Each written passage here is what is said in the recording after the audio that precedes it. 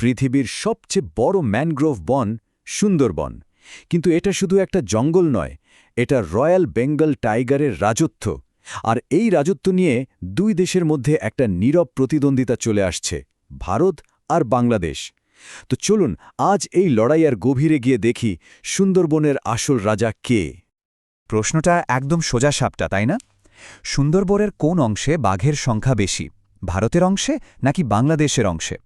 কিন্তু শুনুন, উত্তরটা কিন্তু অতটা সোজাসাপটা নয়। আজকের এই বিশ্লেষণে আমরা এই রহস্যটাই ভেদ করার চেষ্টা করব। তো আমাদের অনুসন্ধানের প্রথম ধাপে চলুন একদম সরাসরি সংখ্যার খেলাতেই নেমে পড়া যাক। ক্যামেরা ট্র্যাপিংয়ের মতো আধুনিক প্রযুক্তি ব্যবহার করে যে জরিপ চালানো হয়েছে, তাতে কোন দেশের খাতায় কতগুলো বাঘের নাম উঠেছে সেটাই আগে দেখি। প্রথমে আসি বাংলাদেশের কথায়। দেখুন, ২০২৪ সালের একেবারে লেটেস্ট জরিপ অনুযায়ী বাংলাদেশ সুন্দরবনে বাঘের সংখ্যা এখন ১২৫। এটা কিন্তু ২০১৮ সালের চেয়ে প্রায় ১০% বেশি। মানে বাঘপ্রেমীদের জন্য এটা নিঃসন্দেহে একটা দারুণ খবর। আচ্ছা, এবার ভারতের দিকে তাকানো যাক। ২০২২ সালের জরিপ বলছে ভারতীয় সুন্দরবনে প্রথমবারের মতো বাঘের সংখ্যা ঠিক ১০০ ছুঁয়েছে। এটাও কিন্তু ওদের জন্য একটা বড় মাইল ফলক। তাহলে কি দাঁড়ালো ১২৫ বনাম ১০০? প্রথম রাউন্ডের ফলাফল তো একদম পরিষ্কার। মোট সংখ্যার হিসেবে বাংলাদেশ কিন্তু এগিয়ে। কিন্তু গল্পটা কি এখানেই শেষ, নাকি এর ভেতরে আরও কোনো প্যাচ আছে? আর এখানেই গল্পটা একটা জবরদস্ত মোড় নেয়, কারণ মোট সংখ্যাই কিন্তু সবটা বলে না। এখন আমরা দেখব ঘনত্ব বা ডেনসিটির হিসাব, আর এটাই কিন্তু পুরো খেলাটা ঘুরিয়ে দিতে পারে।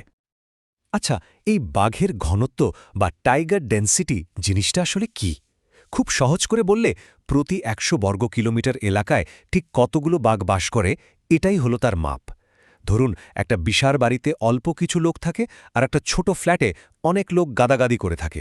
ব্যাপারটা অনেকটা সেরকমই। এখন এই চার্টটার দিকে একটু ভালো করে তাকান, কারণ এখানেই আসল রহস্যটা লুকিয়ে আছে। দেখুন, ভারতের সুন্দরবনে প্রতি ১০০ বর্গ কিলোমিটারে বাঘের ঘনত্ব প্রায় ৪.২৭, আর বাংলাদেশ এই সংখ্যাটা হল ২.৬৪। এর মানে কি? মানে হল ভারতের অংশে অনেক কম জায়গার মধ্যে অনেক বেশি বাঘ, বলতে গেলে প্রায় গাদাগাদি করে বাস করছে। পার্থক্যটা কিন্তু বিশাল, তাই না? তাহলে আসল ব্যাপারটা হল, যদিও বাংলাদেশের অংশে মোট বাঘের সংখ্যা বেশি, কিন্তু ভারতের অংশে অনেক কম জায়গায় অনেক বেশি বাঘ একসঙ্গে থাকছে। সোজা কথায় ভারতীয় সুন্দরবন বাঘে অনেক বেশি ঠাসা। কিন্তু প্রশ্ন হল, এমনটা কেন হচ্ছে? কেন ভারতের অংশে ঘনত্ব এত বেশি আর বাংলাদেশের অংশে কম? চলুন এবার এই সংখ্যাগুলোর পেছনের কারণগুলো একটু খুঁজে বের করা যাক। এর মূল কারণটা হল দুই দেশের সুন্দরবনের আকারের বিরাট পার্থক্য। ভারতের অংশটা তুলনামূলকভাবে বেশ ছোট, যেখানে পুরো সুন্দরবনের প্রায় ৬০%-এরও বেশি পড়েছে বাংলাদেশে। তাই ভারতের ওই ছোট এলাকাটাতে বাঘের সংখ্যা তার ধারণ ক্ষমতার প্রায় শেষ সীমানায় পৌঁছে গেছে। অন্যদিকে বাংলাদেশের বিশাল অংশে বাঘের সংখ্যা বাড়ার জন্য এখনও প্রচুর জায়গা বাকি। বিশেষজ্ঞরা একটা শব্দ ব্যবহার করছেন, ক্যারিং ক্যাপাসিটি বা ধারণ ক্ষমতা। মানে ভারতের সুন্দরবন তার সর্বোচ্চ সংখ্যক বাঘকে জায়গা দিয়ে ফেলেছে। শিকারের অভাব আর ছোট এলাকার কারণে ওখানে বাঘের সংখ্যা আর খুব বেশি বাড়ার সুযোগ কম। তবে বাংলাদেশের গল্পটা কিন্তু এখানেই শেষ হচ্ছে না, বরং বেশ আশার কথা শোনাচ্ছে। যেমন খুলনা রেঞ্জে বাঘের ঘনত্ব কিন্তু ধীরে ধীরে বাড়ছে। এটা প্রমাণ করে যে বাংলাদেশে বাঘ সংরক্ষণের চেষ্টাগুলো সঠিক পথে এগোচ্ছে। আর সবচেয়ে মজার তথ্যটা হল, যেহেতু ভারতীয় অংশে আর জায়গা নেই আর উত্তর পশ্চিমে মানুষের বসতি, তাই বাঘগুলো যাবেটা কোথায়? বিশেষজ্ঞরা ভাবছেন অনেক বাঘ হয়তো নদী খাল পার হয়ে বসবাসের জন্য বাংলাদেশের অংশে চলে আসতে বাধ্য হচ্ছে। কারণ বাঘ তো আর কাঁটাতারের বেড়া বা পাসপোর্ট ভিসা মানে না। আমরা এতক্ষণ ভারত আর বাংলাদেশের মধ্যে তুলনা করছিলাম, তাই না?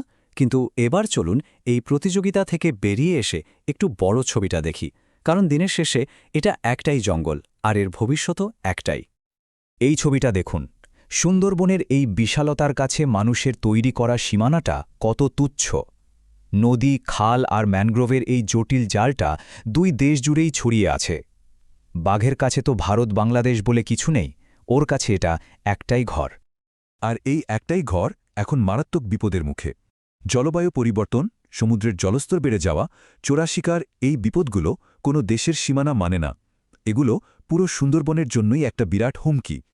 প্রখ্যাত বন্যপ্রাণী বিজ্ঞানী ওয়াইভি ঝালার এই কথাটা শুনলে ভয় লাগে।